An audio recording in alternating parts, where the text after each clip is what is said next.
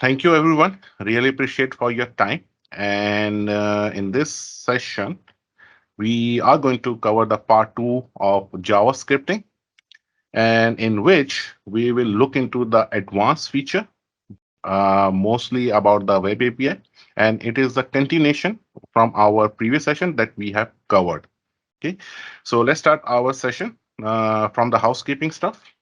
All of the participants already knew what's there. Specifically, if you have any question, please feel free to let us know. Or even though you can also unmute yourself and you can raise your query. Okay, and this session is being recorded and it will be posted on our YouTube channel as soon as it is published. And once again, really appreciate for your time and your cooperation. Little bit about question answer. Most of the people they are no, you can process.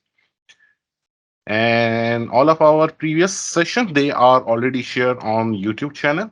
You can watch our previously recorded session. Along with it, all the presentation content and whatever we are publishing for the labs, they will be available on our OneDrive.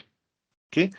And today's session is more related to the advanced feature. And in this advanced feature, what we will see, first of all, we will see the Dynamic 365 Dataverse Web API interface, means how the APIs are normally being used.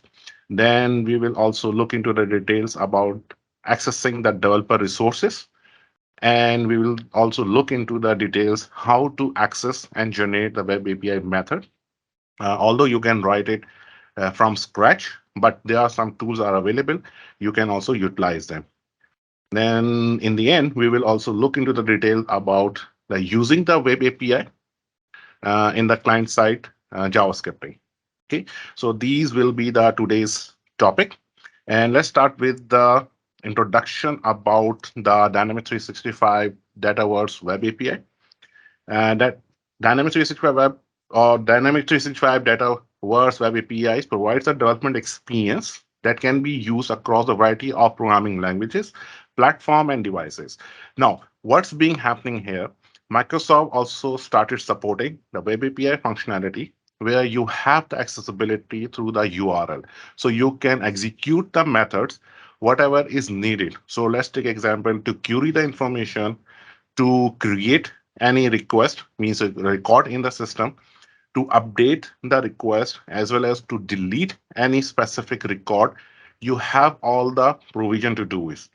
So by using the web API, it will allow you to do the CRUD operation, means the create, retrieve, update, and delete operation by using the web methods, which are get, put, patch, post, and delete. Okay. And for the more resources, you can also have a look into the Microsoft documentation where you will see and you will get all kind of the method explanation, how they can be utilized. But before we are going to go inside how you can access the developer resources, you would require to log in to the web apps portal, and you would require to select the environment, and from where you can see all of the details under the developer resources. You can have the web API endpoints. You can get all of the environment and organization ID. Mostly you would be requiring or you would be required web API endpoints. This will be the touch point. It will be used to access or to work on a particular script that you are looking for it.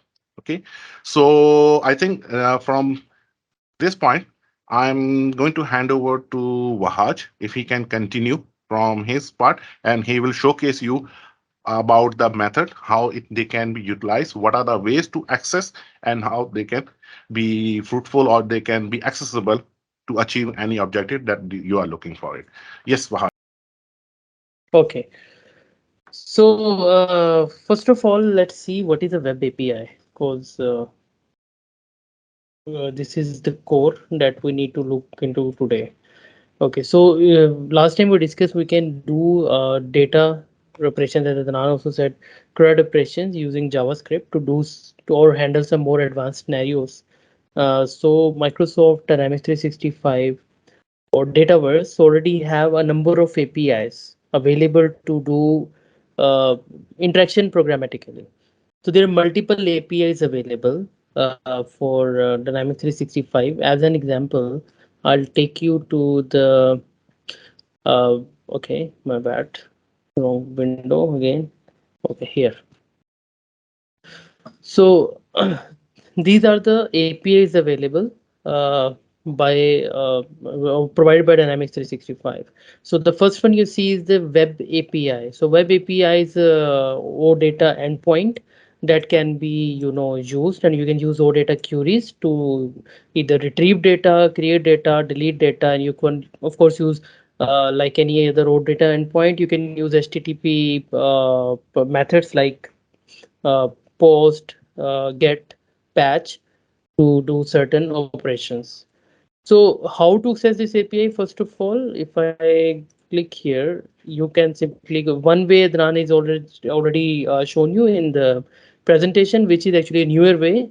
We call it the modern UI. But if you're in the classic UI, you can still go to the customizations, settings customization, and there you will see developer resources. Okay. In the developer resources, you will see the list of APIs available and of course some documentation and SDK download and sample code as well. So if you look at the APIs, we have Web API. That is something we'll focus on today. But other than that, we also have SOAP services available. We'll call it organization service here in Dynamics 365. This is again a SOAP endpoint, which is still supported. Then we also have a service called Discovery Web API, which means this service, the difference between the normal Web API or the Discovery Web API is that Web API is related to your data operations. You can create, retrieve, update, delete, and call some functions. While the Discovery API is more related to metadata of your system. Let's say if you want to get a list of fields available in the account, you will have to use the Discovery API in that case. Either you use the SOAP that is available on the right bottom here. On the left hand side bottom, we have the Discovery Web API. But anyways, today's focus is on Web API. This is the URL we use to access it. This is again is not required only to use. I mean, it's not only meant for JavaScript, but even if you're working, let's say with PHP or any other Java, even .NET or any other application, even the Postman, you can just use this URL and form your queries to do operations. So by default, when I link it gives me the list of entities we can see here. Of course, I can beautify the JSON to get more sense of it. We call it entity sets or entity. So as an example, I'll take account. If I say accounts, it will give me a list of accounts available. And if I specify a specific, I'll take an example of contact. That is handy for me because I already have the ID for a contact. Sorry, the contacts here. I can copy a contact ID and just see that particular record as JSON here. Slash contacts. Uh, Sorry, my bad.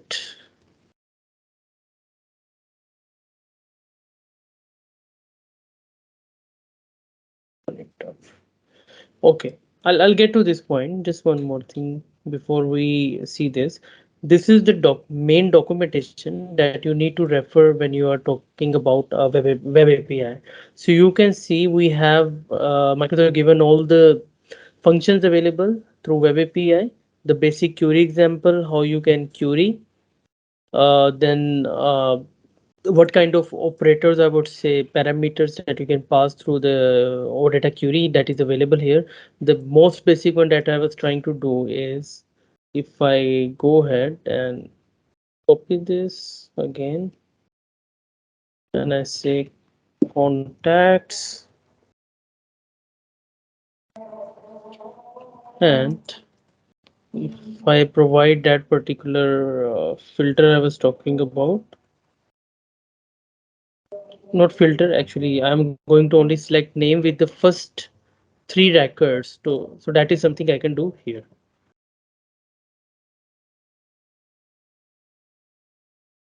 Sorry, it doesn't have name because it's not account, so I'll say first name or full name should work. So you can see it will return me the JSON that I can go ahead and of course look at it. It will give me the data that I've selected. If I do not give select, so it will of course give me the full data set, full objects. So okay. Similarly, on the web API, I have furthermore different operations I can do. This you can see retrieval is through get, and then for create we can look at that will be post. For update we have patch, and there are too many examples here, like you can apply filters, but there are filters available based on a field. So all of this documentation you will find here with example, and you can test it with postman also. There is a full section here. If you see here, use postman with web API, so you can configure postman and test all of your queries. I'm not I'm not going to spend more time on this because our focus is to how we can use this in JavaScript. That is our main focus here. So same API, because if you are not using the .NET or any other programming language, we can access from JavaScript also. But how we can do it? Microsoft has already given one I would say API called Xrm.WebApi. So this is the kind of interface to this web API where you can, this is by default available in your JavaScript functions when you register or add it on a form. You can use xrm.webapi.online. Offline is also there, but we won't cover it today. So this means there are some features which are also available offline. For example, Outlook app, mobile app. So there also we can do certain operations, but for now, just look at online because that is our um, most used thing. Okay, so here we can see this API, the xrm.webapi.online is similar in the way like we previously using xrm dot form context and execution context. Similarly, we have something called xrm.webapi.online, which will give us functions like create record, delete record, retrieve multiple, update, and then we can also do some we can execute some methods also. So if I click on create record, I will definitely get details about how to create a record, how to, it's an async function. So we have a success callback, error callback, and then you can pass the logical name of the entity that we tried, like accounts or contacts, or any custom entity name. We pass JSON object as data, and the object is created. And again, if you look at the retrieve record, this will definitely expect a unique ID. So any record we create in Dynamics 365 or a model driven app is have does have a unique ID because it's a GUID. It's a primary key also. So retrieve works based on the ID. On the other hand, retrieve multiple will work based on a query. So if you look at the retrieve multiple records, and as an example, you will see we can, for example, say get all the accounts with the top three, or we can say get accounts where account name is. So we provide the filter property here and say where the primary contacts contact ID is this, or this could be any scenario, of course. Just an example. So in the web API, we have selects. The select part is the where we define which columns we are going to select through this query. The filter part is the filters we provide, like a where clause in SQL. We see that the name equals this and the age is greater than 18, equal to or greater than, and or kind of conditions you can provide in the filter part. And then there are some other I would say selectors available, like top, which will limits. There is a limit, there is a top. There is one more important thing which is called expand. So expand means, if you, let's say I'm getting the account is account's parent is, let's say, user owner is a user. that's a different table or entity, right? So what I can do is I can say, okay, get me the account and plus owner's name. So in that case, I'm, because there is already relation, I can expand my query to get data from another table also. So if here, if I search expand, you will see we will have yes, this is a good example where we can see we are selecting from cases. These are actually, this is another entity called incidents. This is actually case, and we're expanding it to get some details from full name of the customer also, which is linked with this particular link. Again, this will definitely require you to study more about the schema. If you know the schema, you can definitely uh, build the queries. Okay. Now, about building the queries, this could be for, and especially for the new, if you're new to the system, this could be tough. So there are multiple ways to build the queries. One, of course, you learn this particular syntax, I would say, or the query patterns, and you go to your solution, understand the schema. For example, which field you want to get. Like I already told you, you can double click a field or get its name here, or you can expand the, sorry, go to the default solution, look for the field, get the names, the relationships, and you will come to know, of course. Then you can test those queries either in the browser or using Postman, and then use in the code. But there is another thing I want to show you, because before I start to show you in the JavaScript, there is one more tool we usually use, because this sometimes take time. Even if we are experienced or we know the schema, that means looking for the schema names and the relationship names can take time. So there are two more ways we can use here to save the time. The first one is to, in the developer resources, we also have all data metadata.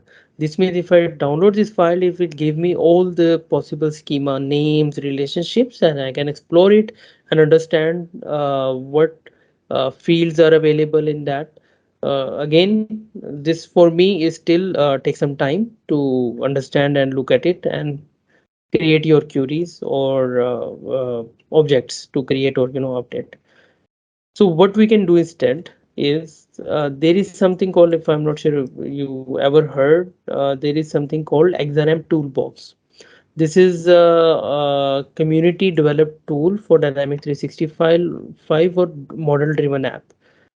This is freely available. Once you download it, it will be available as a, for extra zip file where you can expand it and launch it as a exe file. It's a executable file. If you look at it, I've already downloaded it, extracted, and inside that you will see there is XML toolbox shortcut here. So what does it do actually, XML toolbox? So this is, I would say, a very handy tool, and if you are experienced with Dynamics 365 or if you work on it, this is something which really helps, and even it is offered on Microsoft sometimes. Documentation, you will see that this is kind of official community tool that is recommended for developers and super users, admins. So this do a lot of things.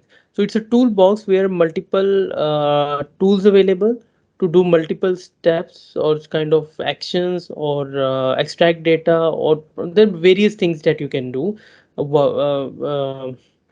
And as an example, if you go to the tools, this actually, there are some things that you can't do directly in the Dynamic 365 or model driven app. So this tool is developed, and there are a lot of community members who constantly check into this, create new tools. For example, as an example, if I take, let's say, security roles, I search for a security role tool. These are the security roles on with the matching name. These rules are available, tools are available. So if I click on this one, security role merge, which means I can merge one security role with another. But actually in the Dynamics 365 or I would say model driven app, we cannot do that by default. So someone has, this particular guy has contributed to this tool, and this tool is definitely being constantly updated and reviewed by the authors. and they've created a tool which helps us to merge the security roles. Now this is one example. Another something called is workflow. This we'll see once we do the processes, but bulk workflow execution. So in Dynamics 365 it's very hard to do bulk workflow execution. Let's say if you have thousands of record and you want to instantly run a process on it on demand, you can do this. So this is again a tool available. Similarly, we have a tool called rest Dataverse rest builder. So this is a very handy tool, and you can see this is quite popular here, and a lot of people praise this tool. Number of downloads you can see is also high. The reason being is this allows us to download. This allows us to create all the queries just with clicks. All the web API queries. So then we can copy paste those queries in our JavaScript and simply use it. Okay, how we use Xrm toolbox once you launch it? Let me show you. So it will have this start page where we have the tool library. It will also by default first time open the tool library for you. You can look for the same tools that I showed you. You can install these here with the click of this button. That's all. Or you can, of course, when it will automatically update also for you. It will ask for you the update. Once update, it will have the latest version of all tools. So you can see there are a lot of tools available here that even not only the developers but admins. I've seen admins use this tool a lot. Okay, now I've already installed this Dataverse REST builder, I would say. REST, yeah, this one is already installed, but if it is not used, just can click on it, click install, and it will be available. Next thing is, of course, you create your connections. Connections are straightforward. You just provide your credentials and all, and it will log in. Once you are connected, then you can open this particular tool which I've already opened. So as soon as you open it, it will ask you to where is your connection, or it will automatically connect if it is multiple connections. So I can do multiple connections also, and this will be here.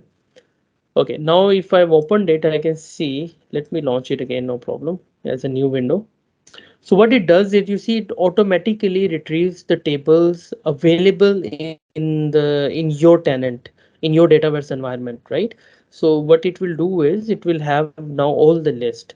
So what I can do, I can click here as a new collection. I can now go ahead and uh, create my queries for the web API. I can say, okay, I want to do a retrieve single record. Once I do that, it will say, okay, fine. What is the table name? Now this, remember, this is done through your environment. So what I will do is I will say, okay, I need to query the account table. So what it will do, as soon as I choose the account table, it will filter the columns based on account. So it will now list all the columns for this table. So if I was telling you about the metadata service, right? So discovery service. So this is actually, this discovery service is being used. So it looks for the first get the data from discovery service to load all account, sorry, tables in the system. Then related to that table, it will show us all the columns. This takes time, especially for the demos, demo instances, but it will come. On the other hand, I've already done this for you just to show you the example. If you look at this one, I've said, okay, this is the account and these are the all the columns available. So I've selected the columns I required. I've selected two columns, and then after that, once I go to the web API tab, it will give me how to write this code in the JavaScript. If you look at it, it says xrm.webapi.online retrieve record. What is the table name account? Here, actually, if I have provided the ID, it will give me the ID here, but I can of course go ahead. This is the ID of the record we want to retrieve. Then what we are selecting, we're selecting name, customer type code, and then we have either, of course, the success, and because it's an async call, success and error functions. In the case of success, uh, we can go ahead and get the whatever we have selected will be available as a sample code. We can go ahead and change it, but just to remember, again, it's a, why I'm recommending this tool is the web API returns data in a various form. So based on the type of the field, for example, if it is a text field, you can see it is very simple. We can choose the name from the column from the result object. Otherwise, because it's an option set, it gives me option set with the drop down list. It gives me the value also, which is integer value, plus the text or label of that also. Similarly, if it is lookup, it will give me how to access that particular value also through this result object. Otherwise, if I can log this result and go through the full object and understand how to read this value. Okay. Similarly, I can do the create method also. For example, here I've said I want to create a task.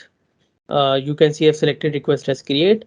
I want this data to be filled in. I can go ahead and add all the columns, and in here I will see the sample JavaScript that I can use.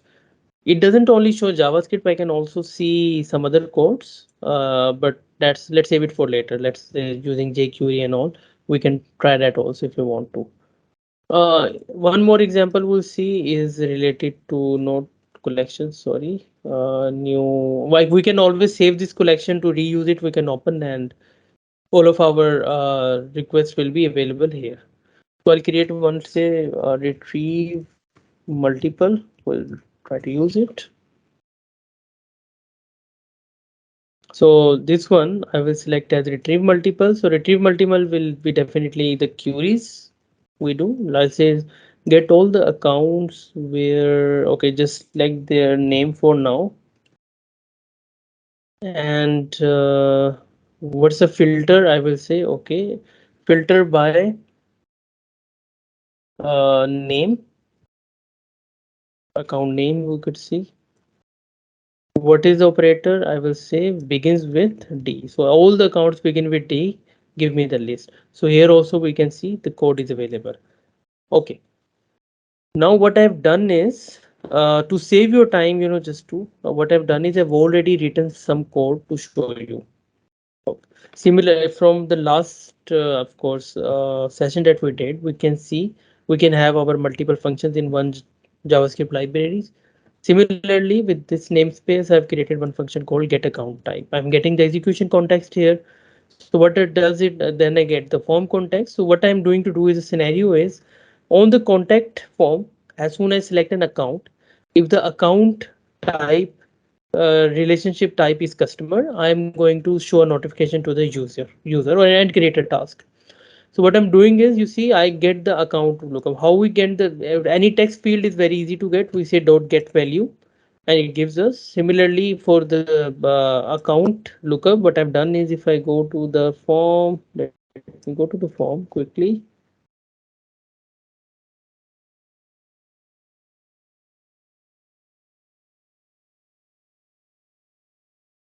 One second.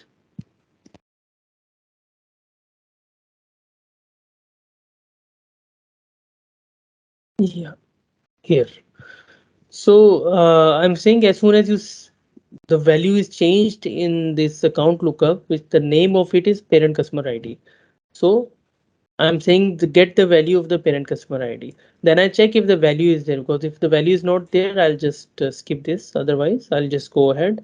And this actually, when you get a lookup, that is actually, let me zoom it a bit, I guess I can. Uh, yeah, okay. Okay, so yes, I think it's better now, bit zoomed. So you can see the account look, any lookup object is basically is has the ID, it's an array and it's an object actually, and has ID and name. So I'm getting the account ID here. This could be any text field, any option set, and this is just an example. After that, I do a query to retrieve this account details and get the type of this particular account. Then I say this is how I'm getting the type, and then I say okay, if the account's customer type code is 3, which is a customer, what I will do is I'm going to show this notification that we're creating a task for you to follow up. This is just an example. Okay. Then what I did, I went to the account form. Of course, I updated my web resource, published it, and then I will go to the account name field on the contact form. And I registered this event on change of the account. Okay.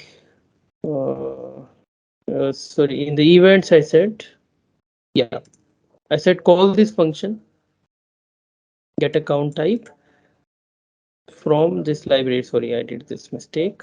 Let me fix this.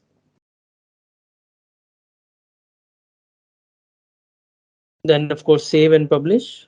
Now if I change it, it should work if my code works fine. I was doing some changes to the code, but let us test anyways. Let me bring this. Let it publish. Okay. So first I will show you the accounts. Discard this change. Okay. On this account, let's say this D4 Dynamics 1 account. On the details, this is sorry, on the summary, we have this relationship type. I've selected it as customer. So that means if I select this account, customer on the account, it should show see the things that I've done. So let me go ahead on an account. Let me open it up. Let's say this one as an example. Okay, this one, sorry, already linked with the D4 Dynamics. So I'll choose something else so I can see things in action. Okay, I'll change the customer here. I will choose this guy here.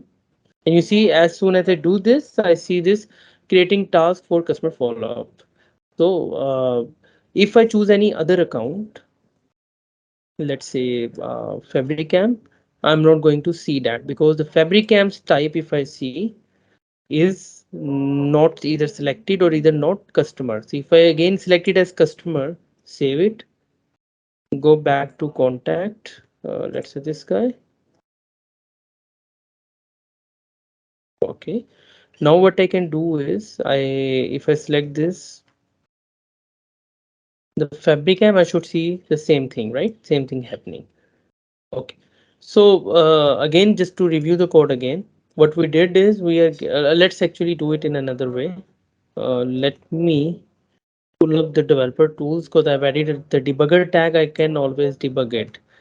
So I will change it to yes. So you see, because I've changed it, this time it won't do anything. It will just come here, look for the account lookup. Because I've removed it, it's null.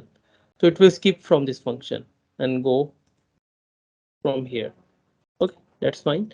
Let me again go ahead and choose this particular account. So okay, now what happens?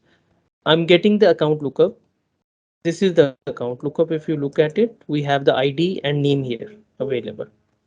So I go ahead, this is just logging it and I get the account ID. Then I'm using Xrm.WebApi to retrieve the record.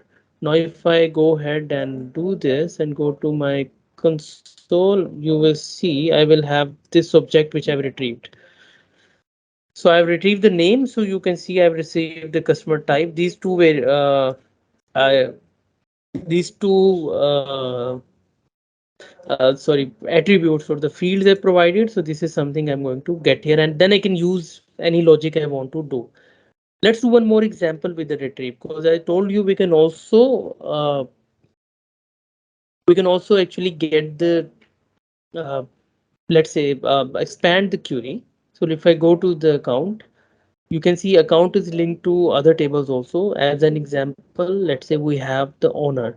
So let's say if I want to get some details of the owner, I can go ahead, let's say click on this owner. And here, let's say I want to get the email here. Let's say my username here or the primary email here, and do some logic on that, or want to fill in the account, whatever, I can do this. How I will do this? I know account has a relationship many to one. Actually, it's my the owner is the parent to account. But again, if you don't know that, you can use this Xrm toolbox. I'll do it in front of you again. What I'll do is I have already my query available where I am getting the name, customer type, but I'll use the same to kind of expand it. How expand? There are three kind of relationships available. I can use either one. There's one to many. So account has either one to many relationships, many to one, many to many. But I know my owner is many to one because one owner can have multiple accounts. This is again something you need to look for your schema and understand. So what I'll do is I will go ahead and select the table here. Okay, what is the relationship? I know it's called owner, account owners. Okay, and I select the column. I will say I need the there's something wrong here. One second. should show here. Okay, again, many to one relationship. I think it's called. Yeah, okay. Seems to be owner ID, I guess. This is the one. That's correct. Okay, I select this owner ID. Now I can go ahead and select. Okay, I don't know. Owner ID. This, sorry.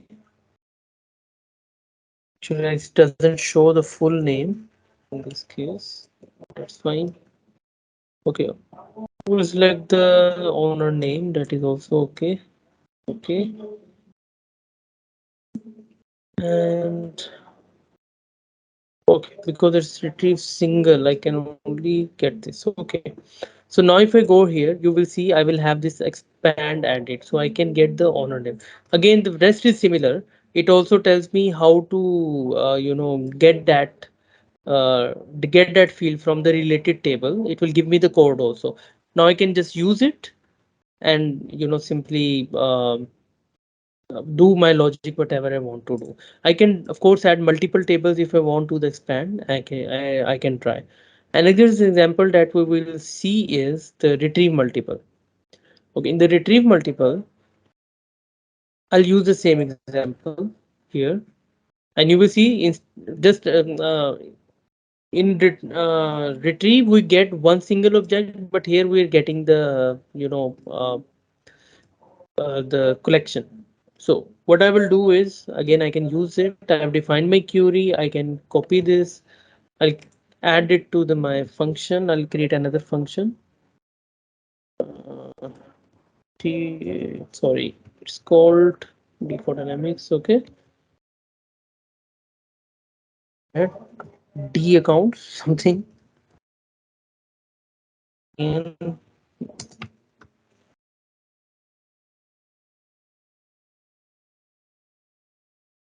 so I'll just again add debugger here on the success part just to go through the results. Again, we can apply any logic once we get the data. Okay. Sorry, default. I need, let me copy. Go to save time. Or actually, let's do one thing. I'm not going to get the execution code just to show you that this is not required, because I'm not going to do anything. But if it is there, I can interact with the form. So I'm just taking it as an example. So I'll copy this code, go ahead to the web resource, which is my contact library in this case. I'll update the code here.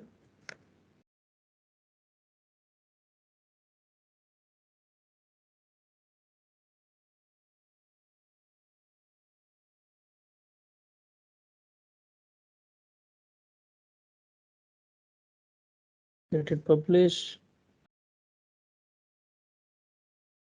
Okay, the next thing that I will do is I will register this function on load to test it as in just as an example. I mean, I'm going to let me do it on add on load.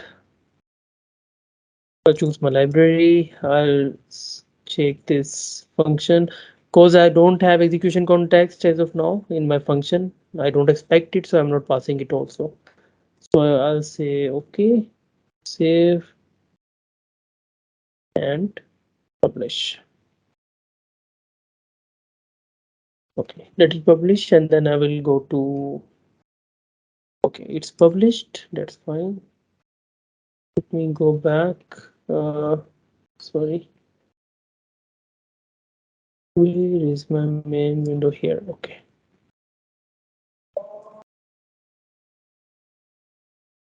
one second.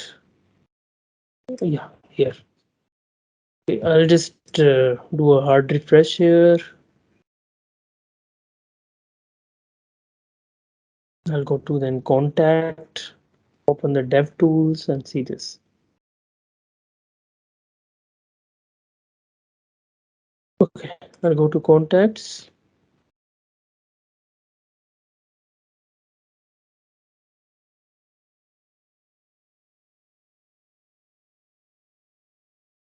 It's taking a while.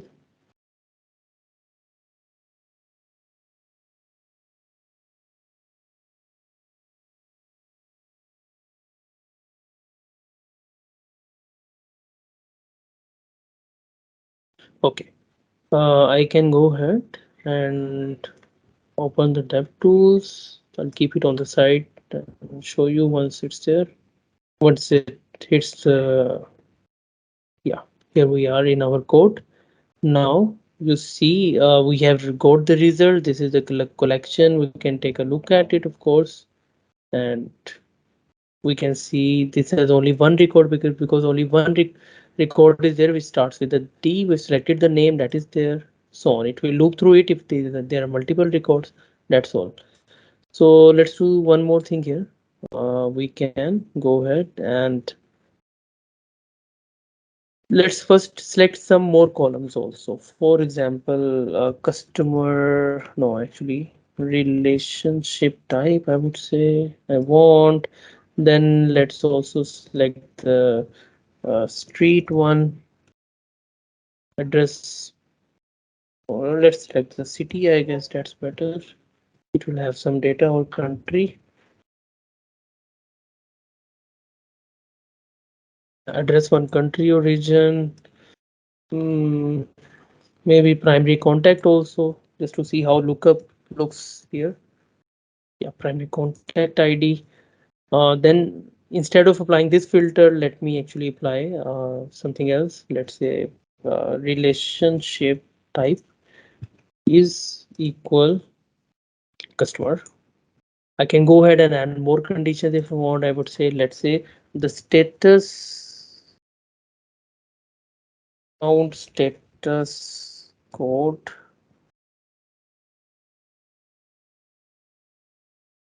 Okay, status reason. Yeah, this one equals, let's say active. In this case, this is active, I guess. So I'll go ahead and just copy paste this. Of course, I can just pick and choose what I want. I'm just, for this example, I'm just copy pasting it. So now you will see, I will see some changes. The select is changed. I'm also looking at the filter here like this. There are two filters with the and condition. I can convert it to, or if I want to, I can do some date filters also if you want. Again, I will say, let's say add column, created on.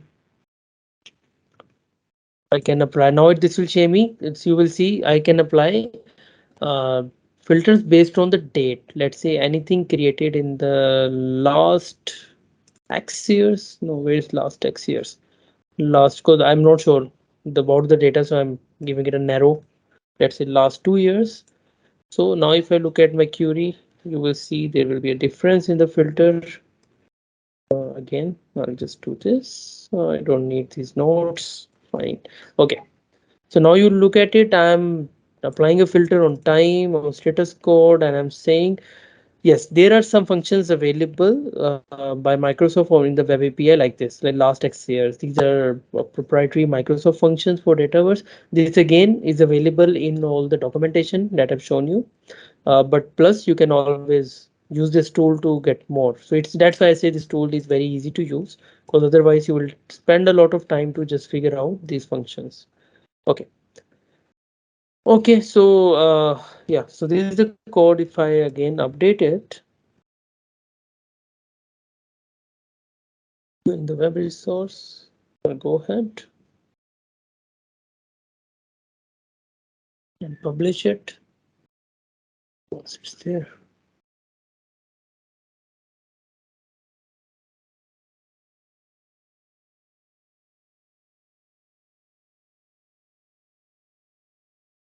it's taking time. Again,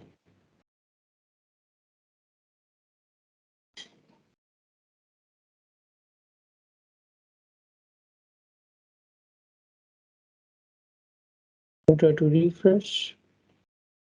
Okay, let me reopen it. Sometimes this happens. Web resource.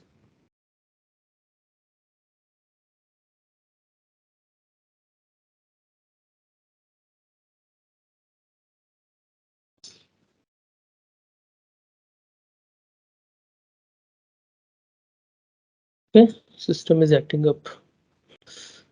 Okay, let me try to upload. There is another way to update. We can do update here from here also. Oh, I can see it now. Sorry. I mean, I can open the library from there also, from the form. Okay, here we go. Okay. Like this in the Xrm toolbox, we have a tool also available where we can publish directly from Xrm toolbox. So instead of opening the library, we can go ahead and do that also. So there are multiple tools available there. Very interesting tools, I would say.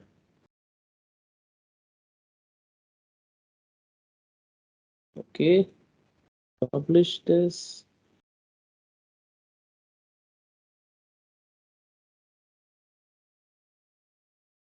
Fine, take your time. Again, the so it is the breakpoint.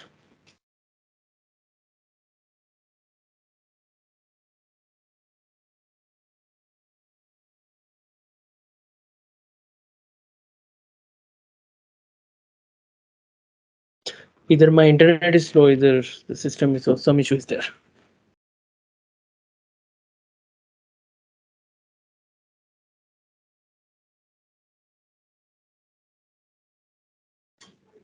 Almost there.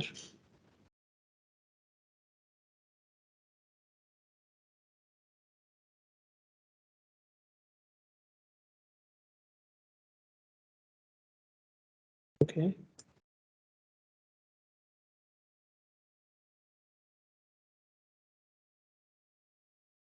Let's give it one more minute. I hope it will hit.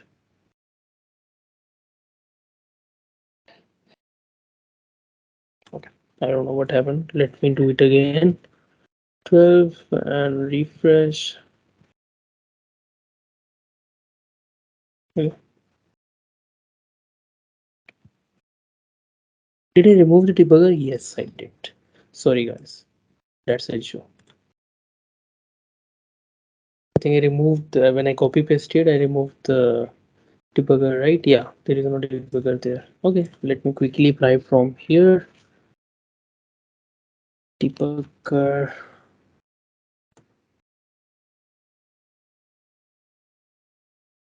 Okay. By the way, I mean, I've done it, but because I've done console also, so it shows me. But let me anyhow do debugger. Save. Yeah, here it is. You see, we have received two accounts this time. I'll just stop it. Yeah, we've get the name. We've get the if I open this particular, we have the company. Sorry, city name. We sorry, country name. We have the type of it, which is customer relationship type, both the code and the label. We have the name.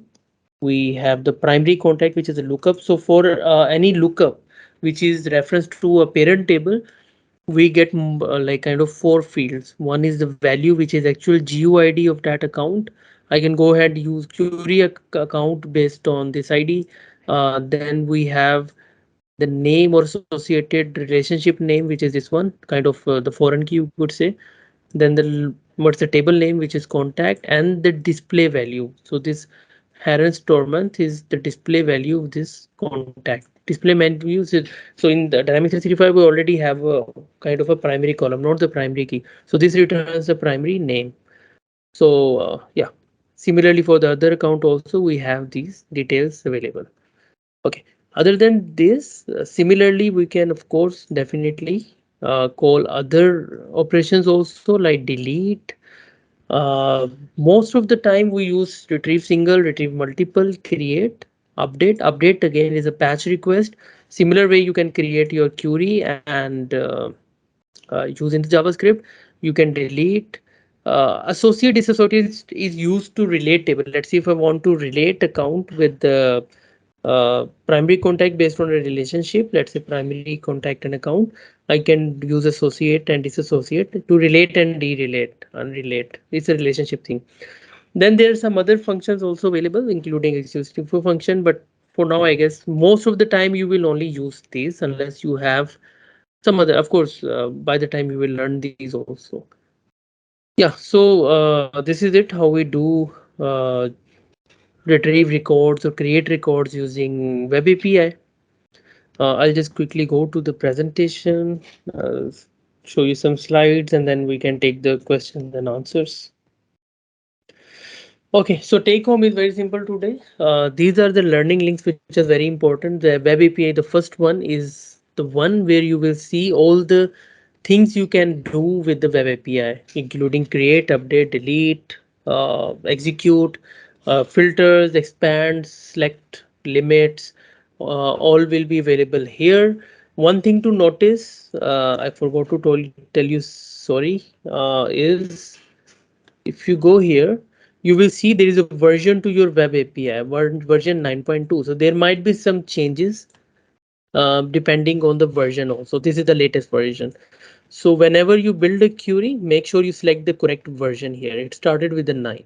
So this will have some filters and other differences. So this is also something which need to um, keep in mind. Mostly it works, but sometimes if there's a difference, your code can break. Okay, getting back to the links. Then of course there are some other links available which will lead you to sample code also, uh, and some deprecated functions also that you should keep an eye on. And Xrm toolbox link is also, I think it's missing in the presentation, but we can add later. That's an issue, not an issue. You can always download it and use it. Okay, so I think what we are having it here in the upcoming session. First of all, really appreciate for your feedback and really happy and a pleasure you can say answering all of the questions. And in the next session, what we are going to do, we are going to cover the Dynamics 365 processes. So processes in which you are going to see the workflows, which are the background workflows as well as the real-time workflows.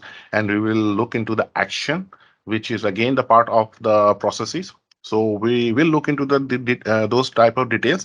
And then afterwards, on August 30th, we will see the Power Automate, which is, you can say, it's a kind of the replacement of the background processes on CRM.